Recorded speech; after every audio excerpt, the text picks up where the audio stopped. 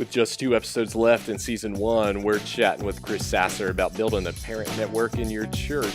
This is episode 23. What could it look like?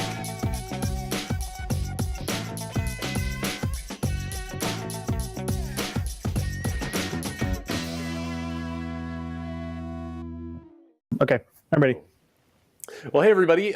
We are back again with a Sustainable Ministry Show, and today we are hanging out with Chris Sasser and going to spend some time talking about partnering with parents and what that looks like. Chris has some experience with that at his church through the Parent Network, and we're going to get to hear that story in just a minute. We just want to remind you that if you are listening to the podcast on a Google device, an Android device, that you should be able to find this on the Google Play Store now. So look for the Sustainable Ministry Podcast there in the Google Play Store. That should be up on all versions at this point. If not, then give me a shout, Bryant at ministryarchitects.com, and let me know whether or not you've been able to find it there. Chris, you want to tell us a little bit about who you are, where you're at, and then maybe just start walking us into the story of the Parent Network? Yeah, I'd be glad to, Brian. My name is Chris Sasser. I am the director of family ministries at Port City Community Church in Wilmington, North Carolina. We're a multi-site, pretty good-sized church, kind of out here on the coast of North Carolina. And I've been here for about 3-ish years. Before that, I was at a church in Raleigh, North Carolina for 19 years, where I kind of started ministry and moved here a couple of years ago. God was leading our family this way. And you know, this idea of partnering with parents is something that has been stirring in me for a long time. I am a parent. I've got an 11-year-old little boy, 9-year-old little girl. So I'm in middle school and elementary school, and obviously been through the phases before that. And I've done youth ministry for a long time. And so I've always known the importance of partnering with parents. And, you know, that's a phrase I think that's kind of been a buzz phrase for a couple of years now in youth ministry. And you know, other than having parents kind of, you know, be leaders at youth group and, you know, buy the cookies and the pizza or whatever it is, you know, the chaperones that a lot of churches have, you know, I think churches have maybe struggled with how to really partner with parents. And I did as well. And, you know, for the last couple of years, there have been a lot of great organizations out there who are providing curriculum to churches to partner with parents. But what I really learned, and you know, maybe this has been your experience as well, is that a lot of stuff that we as youth pastors at churches can get out there is all designed to help the parent connect to what we're doing at church. Right. You know, so we'll buy a curriculum and, you know, you'll get the God time cards that, you know, can go home, or you'll get a lot of resources, but it always connects the parent back to what you're doing at church. And that's always kind of bothered me, because I've wondered, like how can we really help parents with where they are, not invite them into what we're doing? And so I've just been thinking about that for a long time. And when I got to the church here in Wilmington a couple of years ago, just really started kind of thinking at it at a different level, and trying to figure out what to do. Got a friend of mine who a lot of, you know, people know. His name's Stuart Hall. Stuart, you know, works for Orange and Rethink, and Stuart comes to our church and shares quite a bit. And we've developed a good friendship. And I remember being in my backyard one day on the phone talking to Stuart, and kind of he was helping me process some of this stuff. And I said, Stuart, tell me a church that's partnering with parents really well. Like, give me some I can go look at who's doing it, not what you guys are doing, because what you are doing is great. Tell me a church. And he said, I don't know one. Wow. And he travels all across the country. Yeah. And so, you know, for me, it had been in my mind of kind of how can we partner? And then I was like, well, you dummy, you don't have to figure this out on your own. Why don't you just ask some parents? And so I just started doing that. I started having little focus groups of parents, and I would invite, you know, 4 or 5 couples that I knew pretty well, along with you know, some other parents that I just had seen their names before, and I do like a focus group during, you know, our middle school youth group on Wednesday night, and I just say, hey, well, I would ask one question. I would say, hey, we as the church want to partner with you as a parent. What could that look like? Like, what do you want that to be? And I remember the first one I did, you know, after like an hour and a half long conversation, I had, you know, 38 things on a whiteboard of the way parents said that they would love to be partnered with. And obviously we couldn't do all of those, but what I started doing is honestly using some of my ministry architects focus group, training. And I just started having focus groups. And I did this over the course of probably a year at least, where I would just put groups of parents in the room and I'd say, tell me how to partner with you.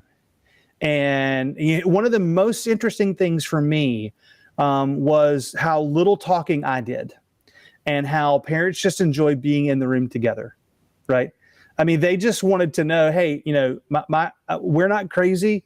My kids aren't like, way out there. The stuff I deal with at home is the same stuff that other people deal with. And so just having parents be together, networking, it was super valuable.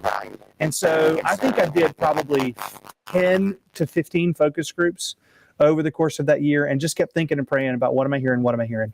And so, we came up with this idea of doing this thing called the Parent Network that we launched in January with kind of a large event, had Stuart come and talk about it. And we've got kind of 4 prongs of the network that I could talk you through if you want to, but it has gotten amazing traction here at our church. Now we are in the infant stages of it. And I told parents on the first night that they had to be patient with us on kind of building this thing. It's going to take a couple years to build this into what it really needs to be. But what's been amazing is parents wanting to be in kind of a network with each other and kind of learning from each other.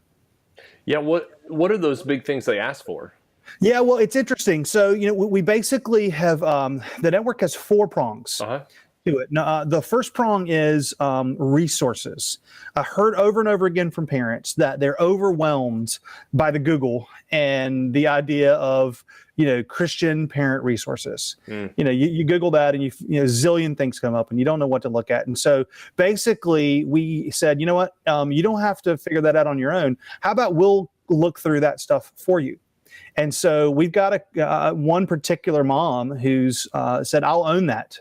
She's not on staff at our church. She's just, she's a mom. And she is nonstop, kind of just looking at great parenting resources. And we have a landing page where parents can go, and all the resources are kind of in different categories based on their age and phase, where if you just want to go, learn something, a couple articles or a video, for your, preschooler, go here.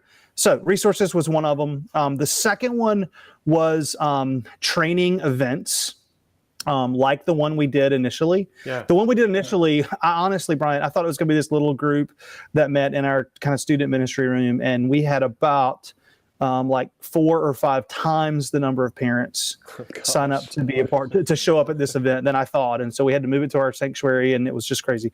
So the second one's kind of big events. We're going to do like 2 of those a year, where we're going to bring in people like Stuart, and Mark DeVries is hopefully going to come to one of them, and just offer parents roundtable discussion based on some great content on kind of their particular parenting. So it's resources, it's the large events.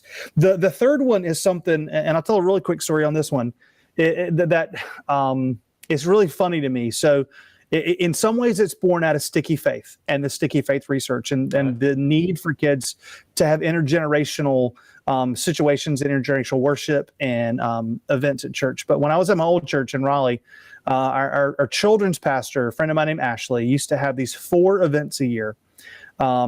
She'd have a mother-daughter tea, a father-son campout, a mother-son luau, and a daddy-daughter dance. And I used to, before I was married, before I had kids, I used to roll my eyes at these events and say, Ashley, why are you spending time and effort and energy? And she had all these parents who were involved in helping to put these events on. And I just thought it was silly. Why are we doing that? Until I went to a father-son campout with my son. And we camped next door to some friends of ours. And he got to sort of hang out with an older kid in an intergenerational type relationship. And there's all these guys around with their sons. That was just a great event until I went to a daddy-daughter dance. Oh my gosh. It was just a great event for me and my daughter. And we went for a couple of years, and then we stopped going because we moved here. And I literally kind of back in November of 2015, when I was kind of thinking through, praying about, what we're going to do with this, my daughter asked me, we hadn't been in like 3 years. She asked me, Daddy, when do we get to go to another daddy-daughter dance? And so parents and kids both are saying we want kind of these intergenerational moments in church. So the third part of the network is creating 4 events a year, that are father-son, father-daughter, mother-son, mother-daughter. We had a daddy-daughter dance already. We did that one in February around kind of Valentine's Day weekend, and just had a unbelievable response to that. The beauty of it was at the event in January where we launched kind of the network, I said in front of everybody, hey, our church staff is not doing this. This is a network. So if there's some moms who want to help put on the daddy-daughter dance, let me know. There was a way kind of through signing up that they could get signed up. And I think there were like 19 moms who said that they wanted to help with this thing on. So I didn't go to a meeting about the daddy-daughter dance. All I did was tell them what their budget was and open the door. And they did it all. And it was unbelievable. And so we've got some other events that are coming up soon. And then the last part is what's going to be the hardest and messiest part of it. But we're calling it parent partners, to where we're going to link parents with other parents. And it's not mentoring. We actually, we thought about using that word, but we said that was too heavy. Yeah. It kind of indicated a level of training and responsibility. So it's not mentors. It's literally, can somebody just partner with me, call me, check in on me, encourage me. And so we're writing a job description for what it means to be a parent partner. And my wife and I, Karn and I, we're a perfect example of we can be parent partners for people who have kids younger than us, and we need parent partners with people that have kids older than us. And so we signed up to do both. So parent partners, we're going to link parents with other parents to kind of help them. I had a lunch today with a single dad who is going to be linked with another single dad who's younger and got younger kids, but they need to partner together. And so the last part of it, and then I'll stop talking, is parents have to sign up to be a part of it. And we did that intentionally because, in the world we live in and a lot of the churches that we're in, there are people that want help and we don't know it. And so I wanted parents to sort of raise their hand and say, hey, can we have some help with this parenting thing? Because if they sign up to be a part of it, we can capture a lot of information from them and learn about who they are and their family, and then help kind of infiltrate them in the network as best as possible. So that's the way it works with us. My guess is that, if you go to another church and you have focus groups, with other parents, that they could be 4 kind of different prongs of it. But that's kind of what we heard through the focus groups at our church, and we're in the infancy stages of launching it. Well, the cool thing, too, that you point out, Chris, actually, there's a couple things. One is just sitting down to ask the question and let them speak into it, and then develop the ministry that you hear God calling you to through those conversations. You got it. That certainly is huge and important. And regardless of church size, if there's a need for parent support in your church, that's the place to begin, right? Yeah, absolutely. And then you talked about a couple other things. As one, you shared with them, hey, your church staff are not going to do this. Yeah, that's right. And let me say that when I went onto your church's website to kind of dig into the parent network, it took me, I don't know, I must have spent about 30 minutes, seriously, before I found your name anywhere connected to it. Wow. Which is awesome. And folks should hear in that, because as you're talking, you didn't work yourself out of work. You're sharing the work. And, right. And what I hear you saying is you still have a lot to do. Oh yeah. But it's different. It's different than doing the hands-on, and other people are owning and sharing in that. And that's something I think, at least with ministry architects and probably in many other places, the more we share the work, the more successful it tends to be. Well, and I think what it does too is it energizes people at a different level than they're normally energized, at least in my experience in the church. Part of what I've heard from a lot of parents as we've launched this is, hey, I can't wait to get plugged in and involved in this way. And in a lot of churches, people serve kind of, in different places. Maybe they serve in the, in the preschool room when their kids at that age, and they kind of graduate up with their kids. This is a way for people to be involved in their church and invest in their church, and not just a specific ministry, because I did 2 focus groups kind of once this thing was kind of fully baked in my mind, and I kind of had a diagram, and I invited 2 groups of people. It was kind of crazy. I did it kind of during the holidays, during the Christmas season. I think I had one on December 21st. Who does that? But I had 28 people at my house on December 21st as the last focus group. To just sort of say, hey, here's what I think it is, shoot holes in it, change it. That's where we changed the word from mentor to parents, quite honestly. I mean, up until the last moment, it was mentor, and then it changed to partners. But all of these people have said, oh my gosh, I've been looking for a different way to invest in my church. And the other cool thing about that group is I think at least half of the couples that were in that particular group, their kids are already gone. Right? Because we all know that one of the struggles in the church is where when kids graduate youth group, if mom and dad aren't connected to the church in kind of a real way, there's a good chance mom and dad are going to walk away. At least that's been my experience and other experiences that I've heard. But this parent network has given parents who feel like they've raised their own kids a little bit more of a purpose. Now they can help someone else raise their kids in a healthy way, not in a, I'm going to tell you how to do this kind of way, but I'm just going to encourage you like that what we say the network is we want to equip and encourage parents to help their family walk with God. Our church is, we want to reach people and help them walk with God. So with the network, all we're doing is equipping and encouraging, and anybody can do that. And it really has kind of given some people an extra layer of excitement on how to get plugged in and involved. Yeah, yeah. And some of what you're sharing too means that the children's minister, the youth minister that is already kind of working full time, has a ministry and goes, I'd love to do it, but I don't have the time. Yeah. You have just given them permission to do it. You got it. That's right. And allow other people, invite other people into it and let them run with it, which is wonderful. You talked a little bit about intentionality too. How does that play into the process? Well, I think you've got to be intentional about really listening.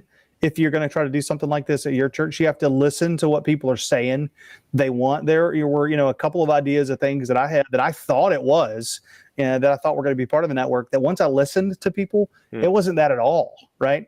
And so I think you have to be intentional with kind of listening. I do think, just like, most things that we help churches do in ministry architects, you have to be intentional about, clarity of roles and responsibilities. I mean, we're writing basically a volunteer job description of what it means to be a parent partner, or what it means to teach a seminar. I mean, part of what we're going to hopefully do eventually off of the big events that are only going to happen probably 2 or 3 times a year is, have some seminars and some classes. And so we're writing, what does it mean to lead a seminar or lead a class? And for the large events like the Daddy-Daughter Dance, we got to create a manual on here's kind of what it means to lead the Daddy-Daughter Dance and everything that goes with it. So there's just intentionality behind the systems and structures that are hopefully going to take this thing way beyond any person who's a part of it. And we know that that's got to be the case, in churches for youth pastors and children's pastors anyway, that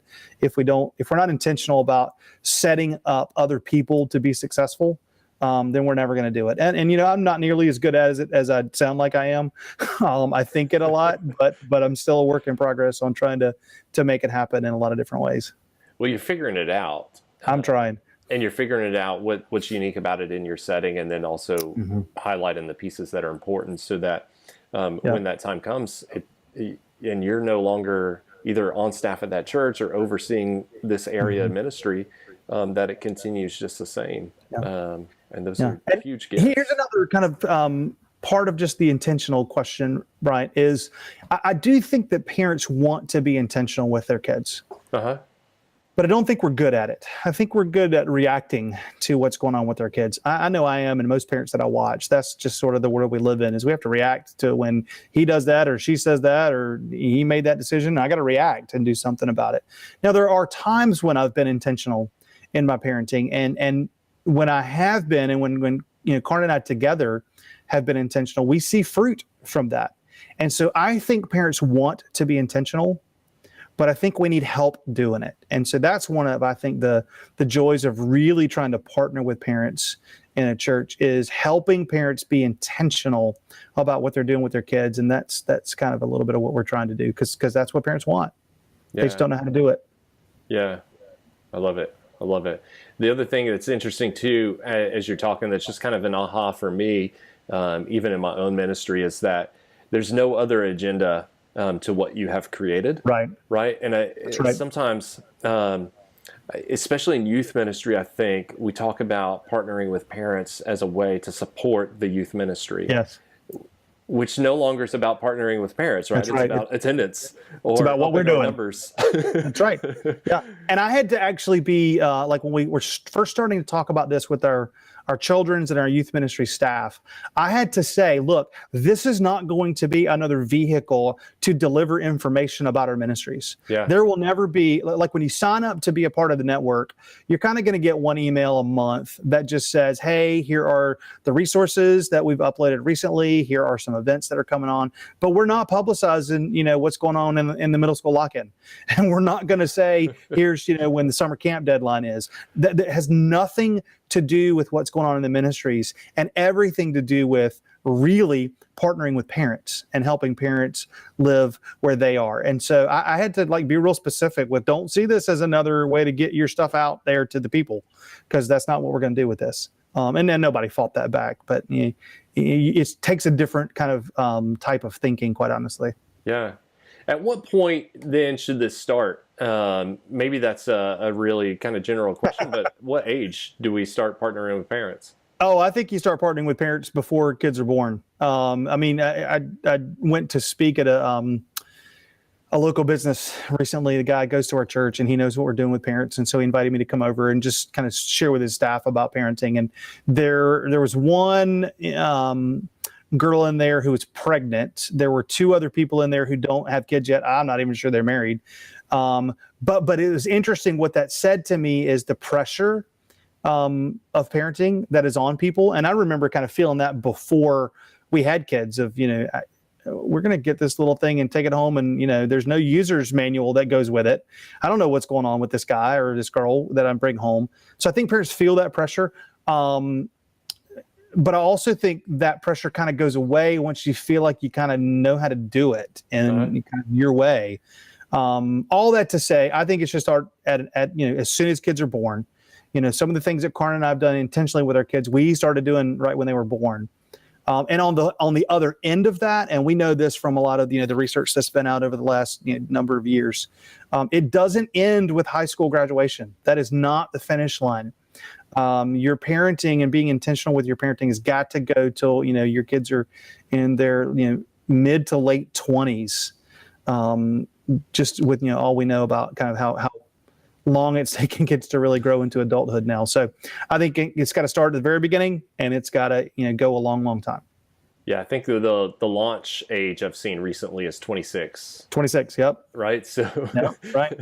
I'm curious, are there resources that you have found that are helpful? I know I love the It's Just a Phase material that's come from Orange. Fantastic. The book itself is great. It's talking about the stages and ages and the things that kids are going through as they're growing up.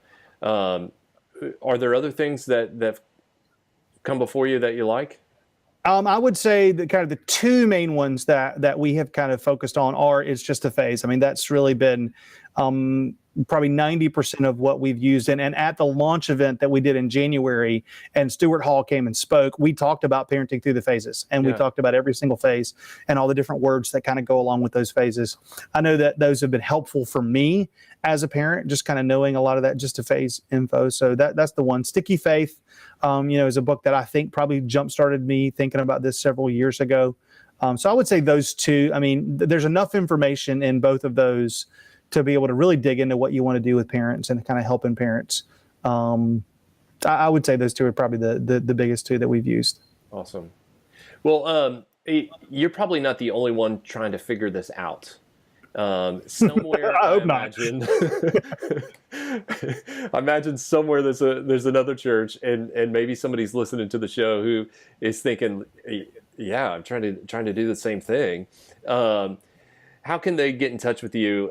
Just to, whether it's bounce ideas, ask questions, kind of talk through the process. Yeah, definitely email me at chris.sasser@ministryarchitects.com. I'm on Facebook, although I'm not great at checking my Facebook messages. I should get better at that. So those are probably the two main ways to get in touch with me. Or you can go to our church website. The parent network is at portcitychurch.org. And not that it's about what we're doing at my church. I'm just the only one that I know doing it. And the crazy thing is I keep having people tell me that. Stuart's telling me that. Mark DeVries is telling me that.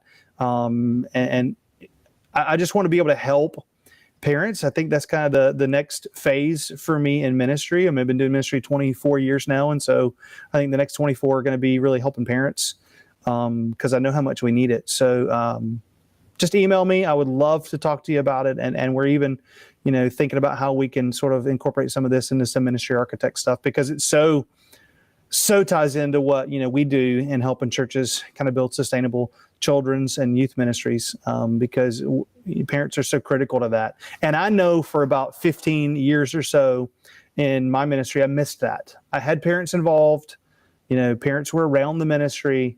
We helped them when we had a relationship with them and we knew what was going on, but there was no real network and real plan to do it. And so, that's kind of what we're trying to do is to help other people do that. So just email me or send me a message on Facebook. Absolutely.